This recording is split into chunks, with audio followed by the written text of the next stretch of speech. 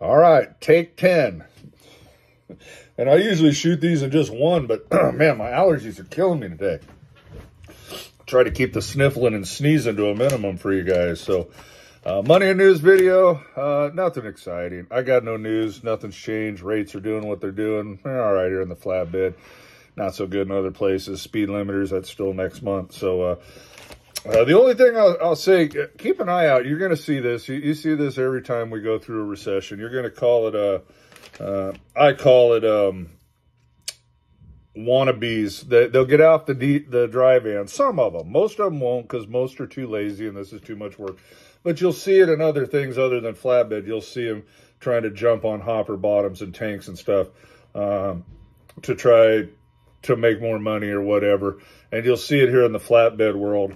And unfortunately, on one way I respect that, and the other way, you know, on a hopper bottom or a tank, you can't screw up near as bad as you can on a flatbed. But you're going to see some blatantly obvious door swingers trying their hand at flatbed to make more money, because that's all they're in trucking for, is to make money. And that's not what you get into trucking for. I've said that more times than I can count. If you follow the videos, you know that's my stance on it. But the main problem is they don't know anything about flatbed, and they just say, oh, I'm going to go pull a flatbed. And that's really reckless, scary, and dangerous. I wish there was a law against it, but there is not. So watch out for those guys. I did have an encounter with one of them fellers at Owens Corning up there in Chicago. He come pulling in, and as soon as I seen the white Bobo, I knew we had problems. But he had a step deck that he was renting from Metro, and you know, if you've been flatbedding for a while, you could just look at the way he had things done, his straps done. He had 4-inch straps and 3-inch straps and ratchet binders everywhere. I mean, you're like, what is this guy doing? So he undoes the back pallets and he has them set them up on the step deck, you know. And me, I actually, even though I clown the flip-flops and everything, I will get out of my truck and, you know, try to help. I'll try to help, okay? I don't just sit there and film someone having trouble. I will go help. And so I did attempt to help. I went up and I asked the guy, I go, what are you doing, man? He goes, oh, I'm too heavy on the back. I go, what'd you weigh? He was like 32 on his drives and 37 on the spread. I go, well, that's fine, man. I go, you should have just left it like that. You're going to be too heavy on your drives now. He goes, no, it's only 34 on the trailer. I go, no, it's a spread axle. It's 20 and 20. You can go up to 40. He goes, no, it can only be 34 total. One could be 20, but the other one has to be 14. He starts to argue with me. I'm like, all right, have a good day. Walked away. Went back to the truck and sat down. So after I got loaded and was all tied down, I was leaving, and here he come again. So it didn't work out for him. He was too heavy on the drives. And he just simple stuff. He doesn't even know anything about a spread axle trailer, let alone hauling shingles, or God forbid, he picks up a coil. I just hope not, or steel pipe or something. That's how bad things happen. So that's all I got for news. Nothing. Watch out for the crossover wannabes. You're going to see them. So as the door swinging business goes further in the toilet, you'll see them jumping ship, trying to do something else to make money. They won't take the time to learn it. They won't even get on YouTube to learn. They have no pride in what they do, and you'll see it when you're out there. And it's just the way trucking is, I guess, now. All right, I'm going to add up the money. Ain't much. Short week. We'll explain that when we get to it. Whatever. Tough language, man. English, it's hard. I got a bunch of filler clips here for you. I don't even remember what I got. A bunch of nonsense, really. So if you want to watch that, go ahead. If you're just here for the money, fast forward, I guess. But come on, this is fun. This is not just, trucking's not about money. So I know I got a back of the 1900s story. I didn't get him on film because he's hard, but truck stop superhero. But getting him on film is like trying to get the El Chupacabra on film. But I got the end result of it, so you can check that out. I think I got a securement tip. Heck, I got something about mud bugs and even a 3.6 liter Pentastar motor for you if you're interested in that. So go ahead and watch these clips. I'll add the numbers and see if we're headed to McDonald's. All right, God bless you. See you in a minute. Hey, back in the 1900s, Back in the 1900s, when you went into a truck stop at night, you tried to be very quiet. You were very courteous to the drivers around you. You didn't rip off your Jake brakes. You didn't honk your horn. You didn't bang on stuff because people were sleeping even during the day. And you didn't leave your headlights on. I mean, once in a while, if you were really tired, you'd pull in, jump in, go to bed. And now these new Freightliners over there, they got bright parking lights because some idiot in a cubicle somewhere came up with that. But the ones that really irritate me is this guy. He's parked right next to me. He's been here for a while. Not only that, he's got out of his truck not once, not twice, but 3 times while I was doing paperwork and meandering around in the truck. Went in the truck stop, came back out, and now he's gone to bed and left his lights on. Why? He don't care. He doesn't care if it blinds anybody, bugs anybody, makes it hard to see for someone to back in. He don't care because he's a full-grown flip-flop from the all about me generation. Come on, guys, be better than that. All right, see you, bye. Oh, I missed him. Guys, check. I've heard of this guy, but I didn't think he was real. He's like a truck stop superhero. Look, those lights are kind of bright to the side, but look out in front, they're real dim now. This guy is like Batman. He just blew through here and he put duct tape over the flip-flops headlights so they can't annoy people anymore.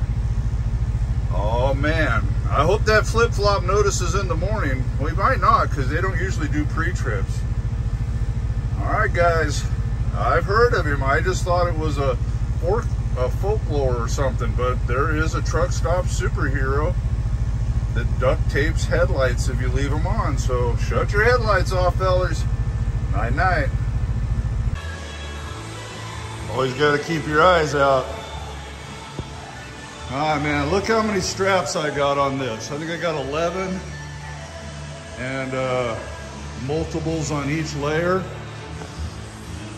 And they're strapped, look. They're zinging. Can't get them no tighter.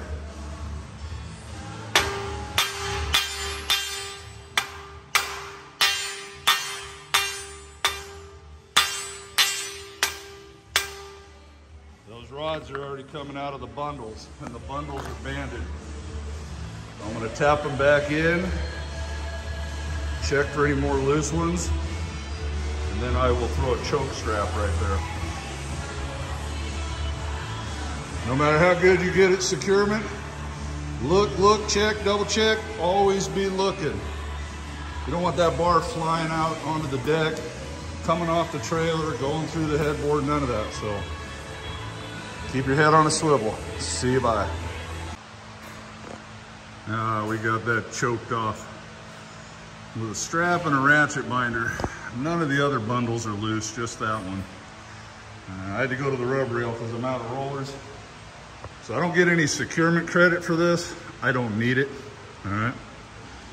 I got plenty of straps on here. But this is why I like to have them sitting up in the front and the back, and I'm not sure what I was thinking or what happened, but as you see, I have my board here with a 2x4, but I have it laying down.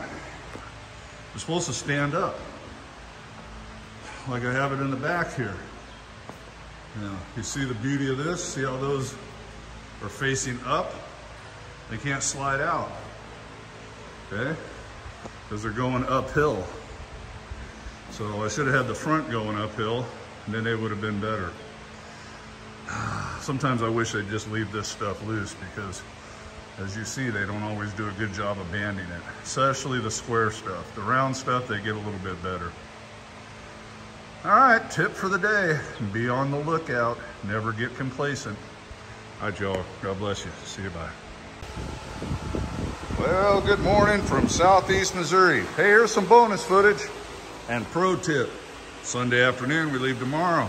I always check my truck out Sunday, just to make sure. But next week is the big DOT week emphasis stuff. So I spent lots of time crawling around underneath it, checking brake adjustments, any air leaks.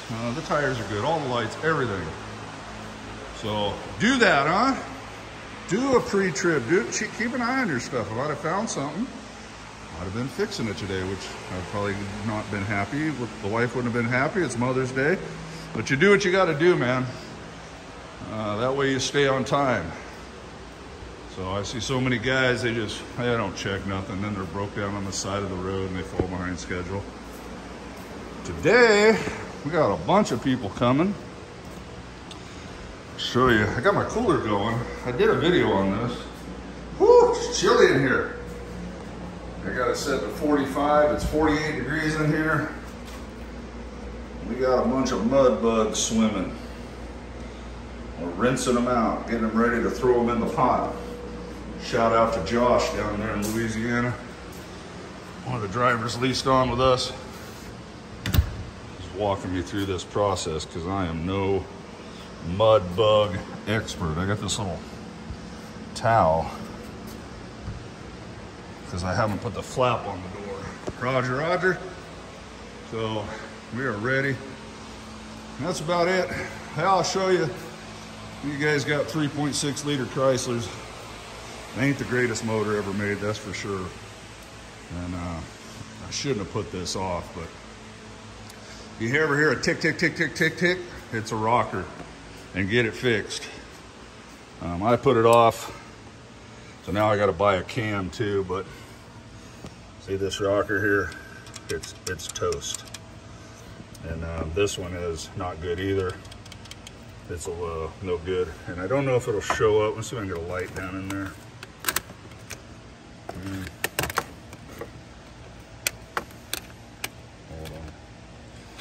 Hold on. I don't know.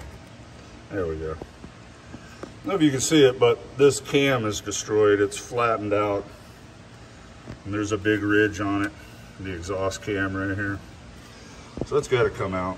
It's a pretty simple job. They charge quite a bit to do this, but about 20 bucks worth of tools to take the slack off that chain, and you can slide those phasers off. I only need to slide one phaser, but I'll just probably slide them both forward. Then the cam will come out and I'll replace all the rockers and the lifters.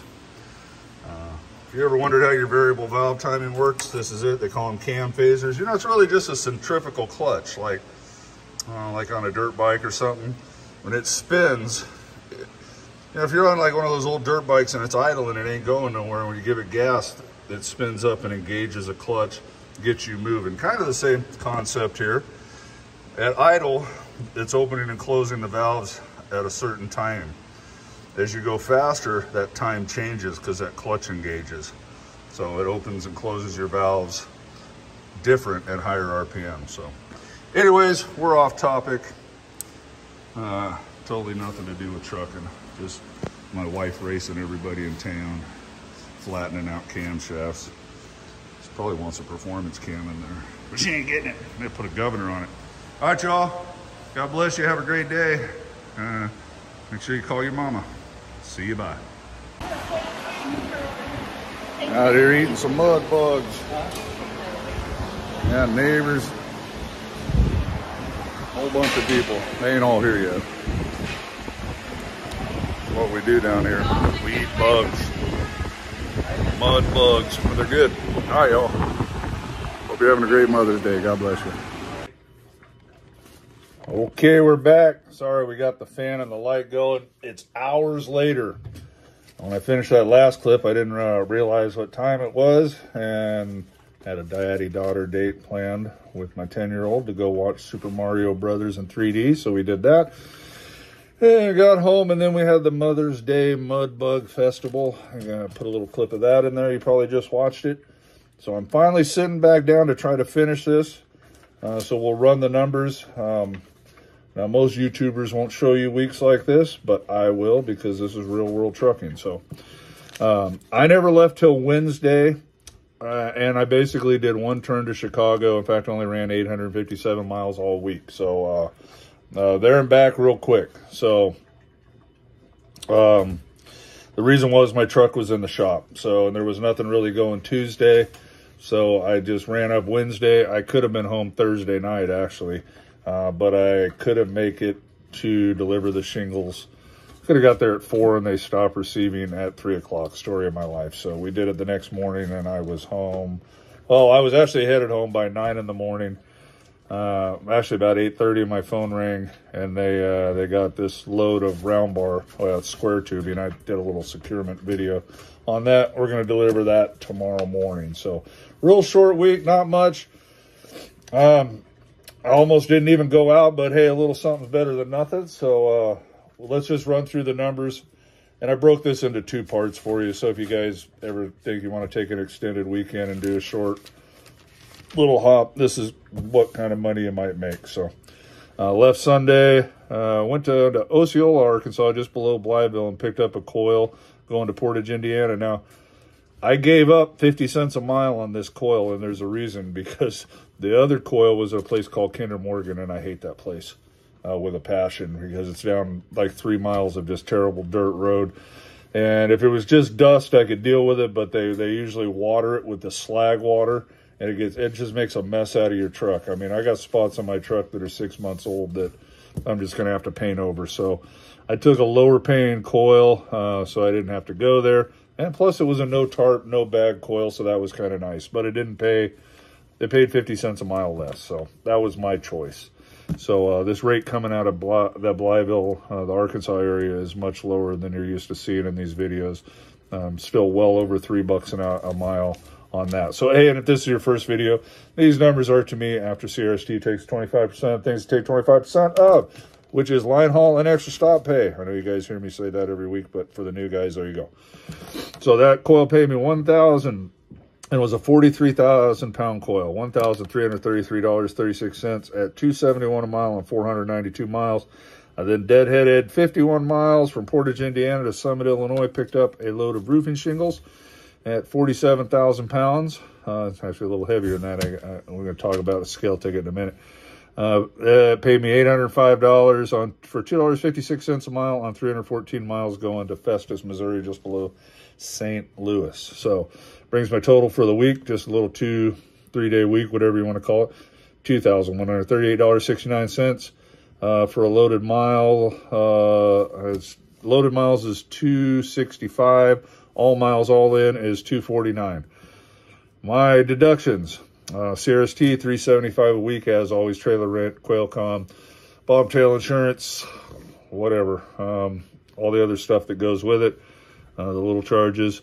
I had $881.60 in fuel. That's a little heavy on fuel. It's going to kind of throw these numbers off because about 300 of it is actually for the load I'm on. But so that'll balance out next week in the numbers. I don't try to split weeks and all that. I give you what is in the envelope, and that fuel receipt for the load I'm on was in the envelope, so we put it in here, even though that's really not for any of these loads.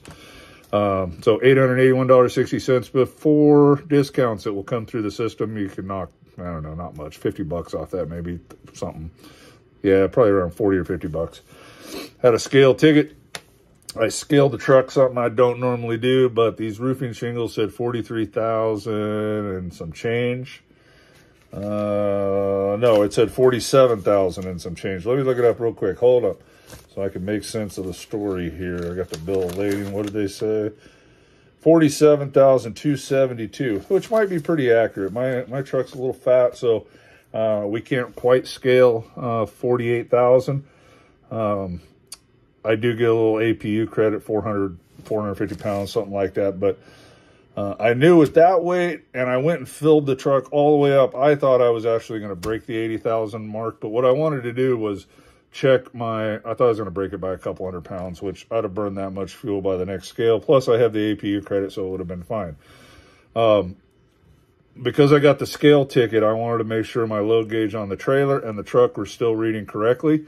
And I need to watch them a lot closer, especially on port loads. They still are running correctly, but I did pay $13 for a scale ticket. And I don't know if it'll show up. Does that flip it around and read it for you? But we were right there. Full of fuel without load was 79,920 pounds. So can't cut it no closer than that.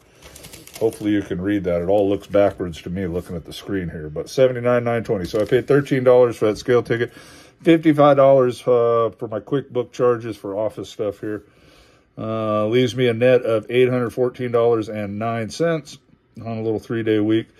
Cost per mile, $1.54 a mile. That's pretty high because I didn't run a lot of miles. Leaves me a net of 95 cents. Still beating the company driver. But, I mean, it's an 800-mile week, guys. It's not really a week. So, I broke it off there. But in real world, I'm actually well in the rears. This is real live owner-operator stuff because the truck repair I had done was $1,420.32. And then I bought a new alternator from Thermo King for $269.58. It was I bought an oil filter, too. So, a new alternator and an oil filter because I need to change the oil on that. So, that brings me down to a whopping minus $875.81 for the week. So we are in the red. That is the way business works. You guys watch these videos long enough. I mean, I usually make $3,000-$4,000. Sometimes I net $5,000. Some weeks I'm minus $1,000. But it all balances out in the wash, we hope. Shout out to Brandon C. I got a $500 referral bonus from you. I don't know who you are, but I appreciate you. You must have put my name down when you talked to your recruiter and came on board. I do appreciate that. The wife likes that a lot. So I'm only minus $375 for the week. Okay, that's the numbers. We're going to go trucking. Just not much to do this week. Didn't run that hard, no news, so I hope you enjoyed the filler clips. All right, y'all. God bless you. Bye now.